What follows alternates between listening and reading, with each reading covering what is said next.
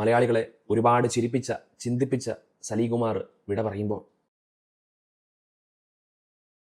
സലീം കുമാറിൻ്റെ ചില സിനിമയിലെ ഡയലോഗുകൾ, ചില വാട്സപ്പ് സ്റ്റിക്കറുകൾ അനുദിനം ഉപയോഗിക്കുന്നവരായിരിക്കും നമ്മളൊക്കെ. പക്ഷേ മലയാള സിനിമയിൽ അറിയപ്പെടുന്ന ഒരു നടനായിട്ട് മാറുവാനായിട്ട് ആ മനുഷ്യൻ ഒരുപാട് കഷ്ടപ്പെട്ടു. സൗന്ദര്യമില്ലെന്നും അഭിനയിക്കാൻ അറിയത്തില്ലെന്നും ഒക്കെ പറഞ്ഞ് അദ്ദേഹത്തിൻ്റെ അവസരങ്ങളുടെ വാതിലുകൾ അടച്ചപ്പോൾ നിരാശയോടെ ആ മനുഷ്യൻ പിന്തിരിഞ്ഞു പോയില്ല.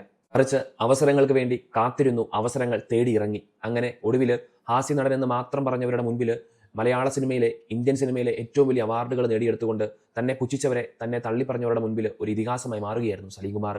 എന്നും ഓർക്കാനായിട്ട് ഒരുപാട് നല്ല കഥാപാത്രങ്ങൾ മലയാളികൾക്ക് സമ്മാനിച്ചാണ് ആ മനുഷ്യൻ യാത്രയാകുന്നത്.